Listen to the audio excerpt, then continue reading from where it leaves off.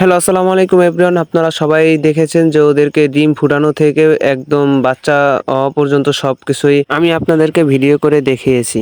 আল্লাহর রহমতে মুরগিগুলান অনেক বড় হয়ে গেছে। এবার ওদের একটা ঘর উঠানো দরকার। তো ওদের জন্য একটা ঘরের ব্যবস্থা করছি আমি। এখনো কাজ সম্পূর্ণ হয় নাই। পুরো কাজটা এখনো অর্ধেক হইছে। আর সাইড দিয়ে নেট দিয়ে বেড়া দেওয়া বাকি আছে আর উপরে ছাদ দেওয়া বাকি আছে। তো এই দুইটা কাজ করলেই ওদেরকে আমি ঘরে রাখতে পারবো। তো ঘরটা কেমন হয়েছে আপনারা সবাই কমেন্ট করে জানাবেন আর ভিডিওটা ভালো লাগলে সবাই শেয়ার করে দেবেন।